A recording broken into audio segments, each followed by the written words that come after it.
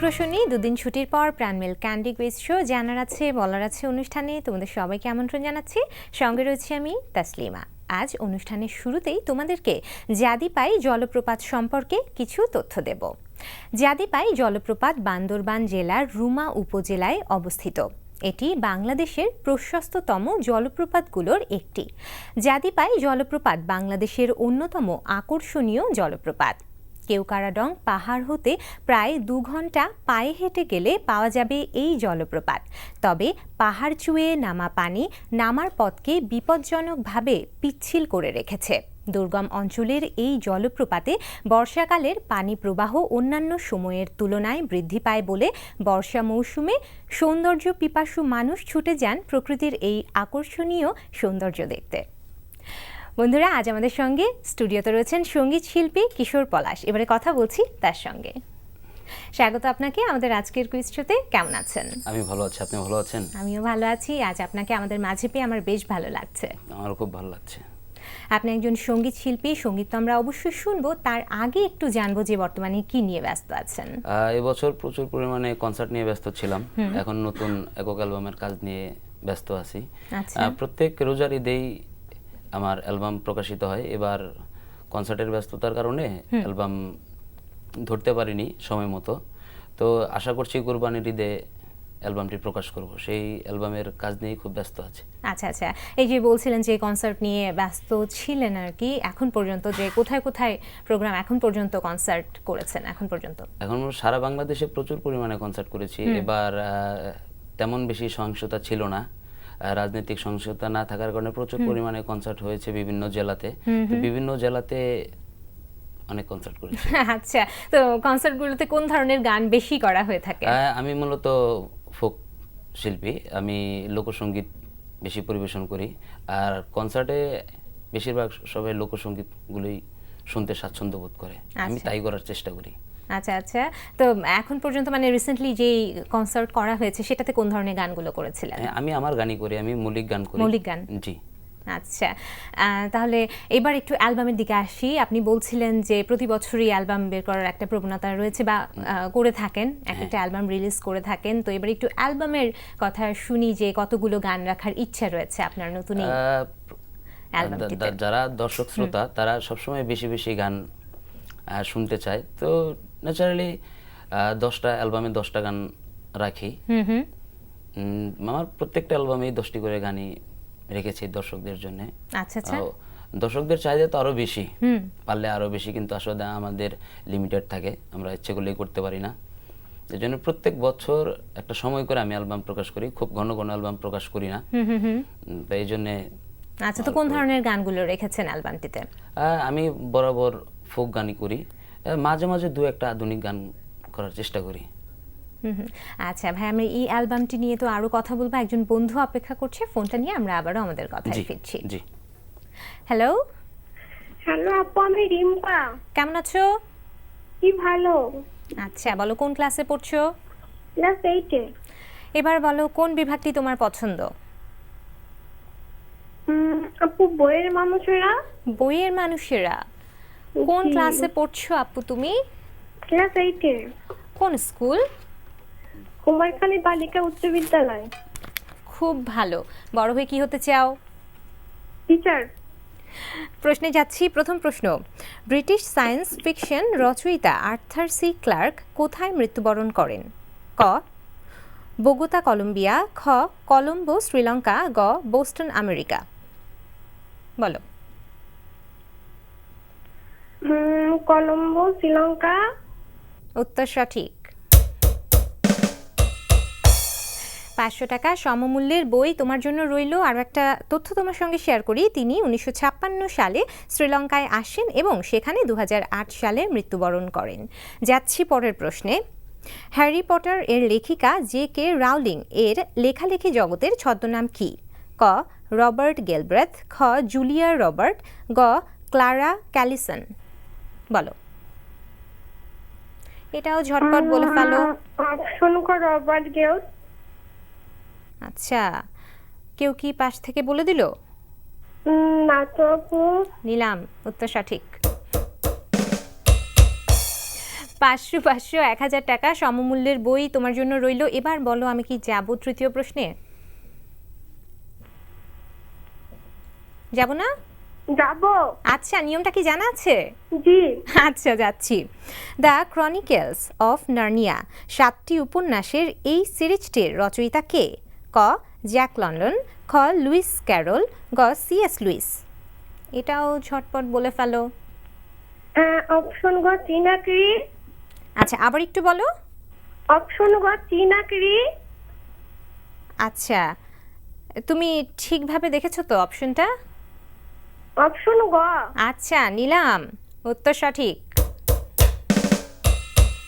আর একটা তথ্য তোমাকে দিই যে 1950 থেকে 1956 সালের মধ্যে উপন্যাসগুলো প্রকাশিত হয়। 2000 টাকা সমমূল্যের বইয়ের জন্য অনেক অভিনন্দন।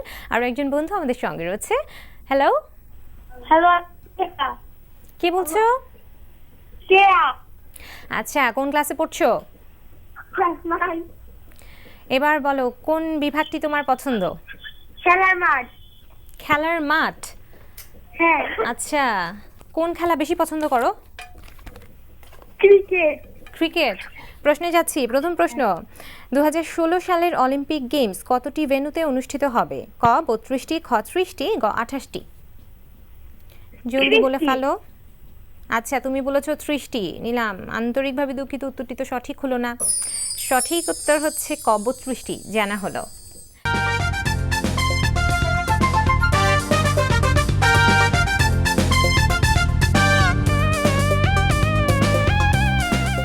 তোমরা দেখছো প্রাণমেল ক্যান্ডি কুইজ শো, জানার আছে বলার আছে অনুষ্ঠান। সঙ্গে রয়েছে আমি তাসলিমা এবং আজ আমাদের সঙ্গে স্টুডিওতে রয়েছেন সঙ্গীত শিল্পী কিশোর পলাশ। এবারে কথা বলছি তার সঙ্গে।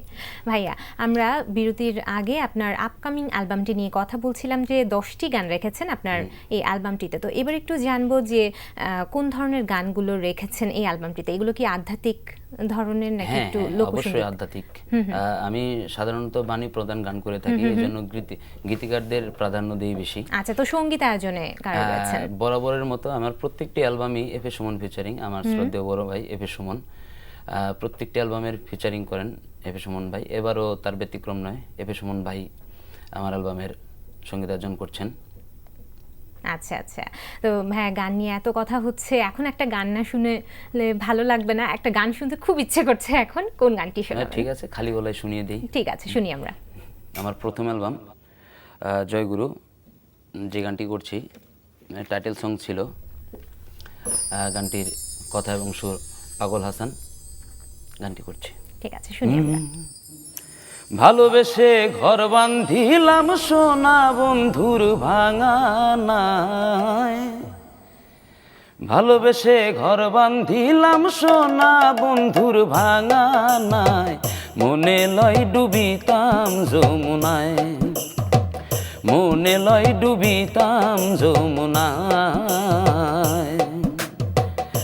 ভালোবেসে ঘর বান্ধিলাম সোনা বন্ধুর ভাঙানায়, ভালোবেসে ঘর বান্ধিলাম সোনা বন্ধুর ভাঙানায়, মনে লয় ডুবিতাম যমুনায়, মনে লয় ডুবিতাম যমুনায়।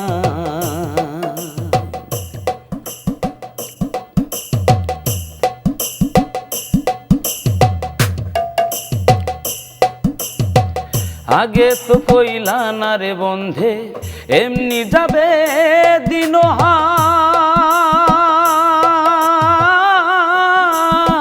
প্রাণ সপিলাম দেখিয়া তার নানান রং বেরঙ্গের পাল।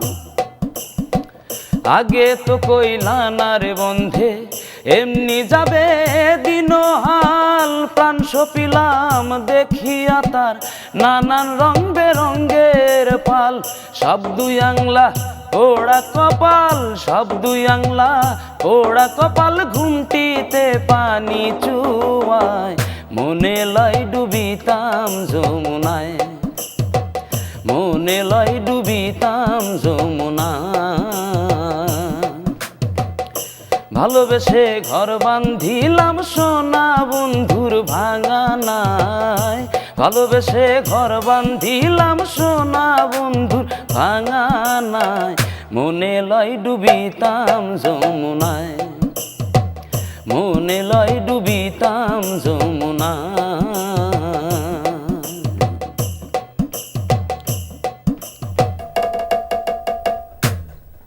বাহ, খুব ভালো লাগলো।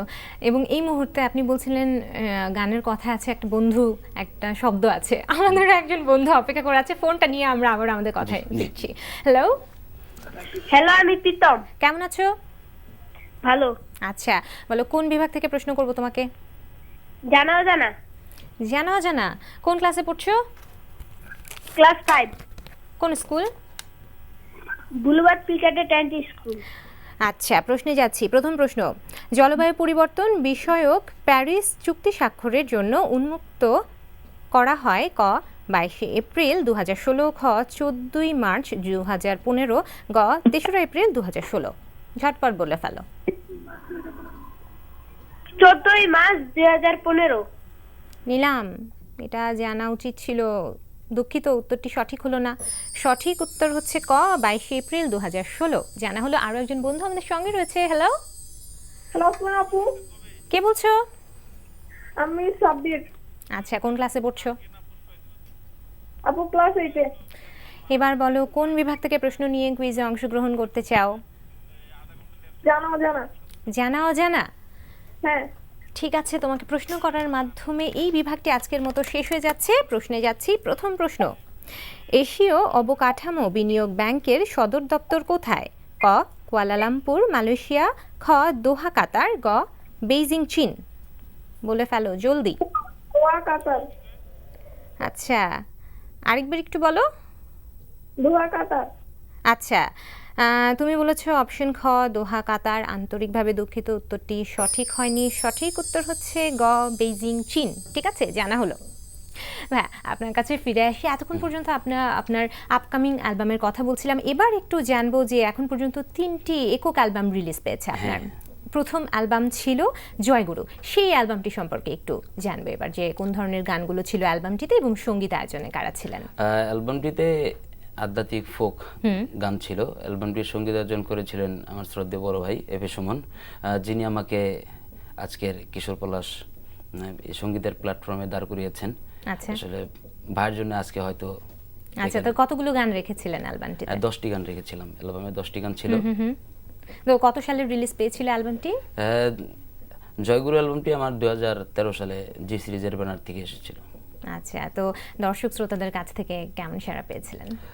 দর্শক শ্রোতাদের কাছ থেকে সাড়া পেয়েছি বলে হয়তো আজ আমি এখানে বসে কথা বলছি। আজ আমি কিশোর পলাশ। আচ্ছা ভাই, এই তো শুনছিলাম আপনার প্রথম অ্যালবামের কথা। আমরা দ্বিতীয় এবং তৃতীয় অ্যালবামের কথাও শুনবো।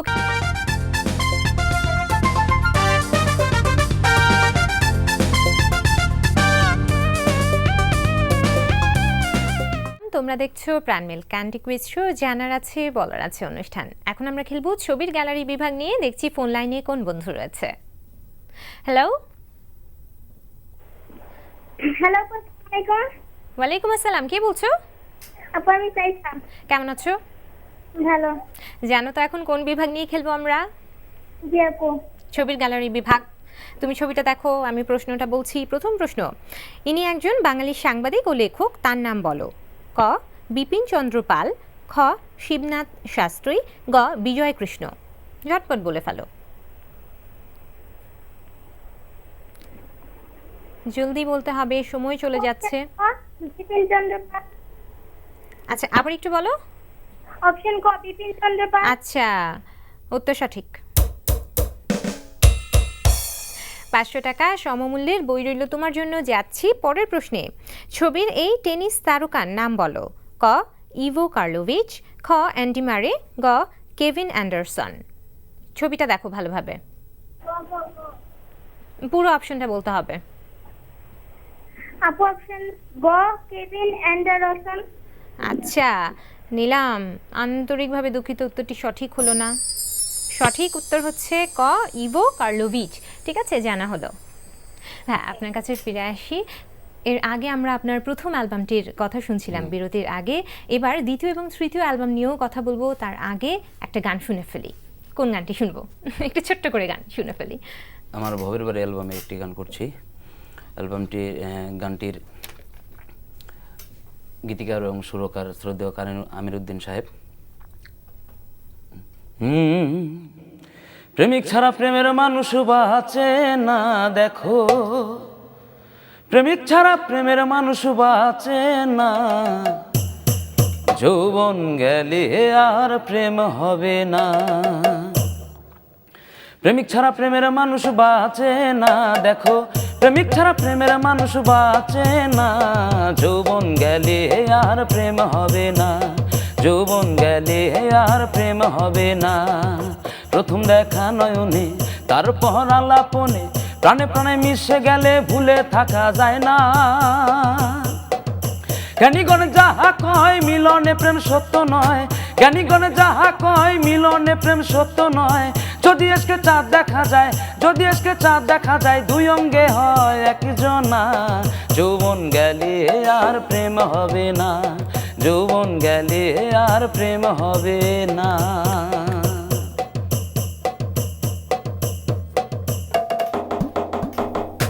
বাহ, খুব ভালো লাগলো।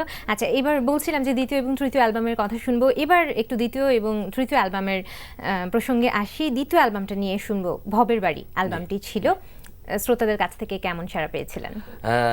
আমার সবচেয়ে জনপ্রিয় অ্যালবাম ভবের বাড়ি, দর্শকদের কাছ থেকে অনেক বেশি সাড়া পেয়েছি। আচ্ছা আচ্ছা, তো সেই অ্যালবামটিতে কতগুলো গান রেখেছিলেন? 10টি গান। আচ্ছা, কোন ধরনের গান ছিল? সব ফোক, দুই একটা আধুনিক গান করেছিলাম। আচ্ছা, তো নিশ্চয়ই অনেক ভালো সাড়া পেয়েছিলেন। এবং সেটা নিয়ে কোনো পরিকল্পনা কি রয়েছে, মানে যেই কাজটা ভালো হয় সেটা নিয়ে থাকে না, মিউজিক ভিডিওর একটা পরিকল্পনা থেকে থাকে এখন সবার ভেতরে, কোনো পরিকল্পনা কি রয়েছে? আমাদের বাংলার লোক সংস্কৃতি অনেক সমৃদ্ধ। বাংলাদেশের আনাচে কানাচে লোক সংস্কৃতির একটা ইয়ে আছে, আমাদের নিজস্ব সংস্কৃতি। বাংলাদেশে এখন অনেকে হিন্দি গান, বিভিন্ন গান চুরি করার অপবাদ মাথায় নিয়ে ঘুরছেন, কিন্তু বাংলাদেশের লোক সংস্কৃতি তো নিজস্ব সংস্কৃতি, এখানে চুরি করার বিষয়টাও থাকে না, থাকে না। তো একটা গান জনপ্রিয়তা পেলে ওটার মিউজিক ভিডিওর প্রয়োজন হয় না। বর্তমানে পাইরেসির যুগে একটা বিষয় চলে আসছে যে আমার অনেক গানই মোটামুটি বেশ জনপ্রিয়, কিন্তু আসলে তারা জানে না আসলে শিল্পীরা কে। তো পাইরেসির কারণে আসলে আমাদের নামটাও হারিয়ে যেতে বসেছে। তো এবার করেছি, 4 বছর পর আমার জনপ্রিয় একটি গান ছিল ভাঙাতুরি ছেঁড়া পাল। আমি মৌলিক গান করতে স্বাচ্ছন্দ্য বোধ করি, আমি তাইও করি। তো আমার এই গানগুলোর আমি মিউজিক ভিডিও করেছি এবার। আচ্ছা আচ্ছা, করেছেন বা আমরা দেখবো অবশ্যই, এবং আশা করছি অনেক ভালো লাগবে আমাদের। ভাইয়া, আজ তো কথা বলতে এবং গান শুনতে অনেক ভালো লাগছিল, কিন্তু সময় বলছে বিদায় নিতে হবে। আপনি আজ আমাদের কুইজ শোতে এসেছেন, এই জন্য আপনাকে অনেক ধন্যবাদ, অনেক শুভকামনা রইল আপনার জন্য। ভালো থাকবেন আপনি, এবং আপনার কাছ থেকে সর্বশেষ একটা গান শুনবো বাড়ি যেতে যেতে। তার আগে আমি একটু আমার বন্ধুদের কাছ থেকে বিদায় নিয়ে নিচ্ছি। প্রিয় দর্শক শ্রোতা, আপনাদের জন্য রয়েছে একটি বিশেষ ঘোষণা। বিশ্বের যে কোনো প্রান্ত থেকে যে কোনো সময় এনটিভিতে সম্প্রচারিত সংবাদ ও অন্যান্য সকল অনুষ্ঠান উপভোগের জন্য ভিজিট করুন আমাদের পূর্ণাঙ্গ ওয়েব পোর্টাল www.ntvpd.com-এ। বন্ধুরা, তোমাদের প্রতিটি মুহূর্ত হোক আনন্দময়, এই কামনায় আজ এখানেই বিদায় নিচ্ছি। আপনাকে অসংখ্য ধন্যবাদ, এনটিভি পরিবারকেও অসংখ্য ধন্যবাদ আজকের অনুষ্ঠানে আমাকে আমন্ত্রণ জানানোর জন্য। তো শেষ একটি গান করে বিদায় নিচ্ছি, আমার জনপ্রিয় একটি গান ভাঙাতুরি ছেঁড়া পাল। ও তোরি কিনারাই ভিড়াইয়া ভাবি শুধু কাঁদিয়া, যাবে কি এমনি দিন হাল রে দয়া, এভাবে আর চলবে কত কাল। আমার ভাঙা তরি ছেঁড়া পাল চলবে আর কত কাল, ভাবি শুধু একা বসিয়া রে দয়া, এভাবে আর চলবে কত কাল। ও তরি কিনারাই ভিড়াইয়া ভাবি শুধু কাঁদিয়া, কিনারাই ভিড়াইয়া ভাবি শুধু কাঁদিয়া, যাবে কি এমনি দিন হাল রে দয়া, এভাবে আর চলবে কত কাল। আমার ভাঙা তরি ছেঁড়া পাল চলবে আর কত কাল, ভাবি শুধু একা বসিয়া রে দয়া, এভাবে আর চলবে কত কাল।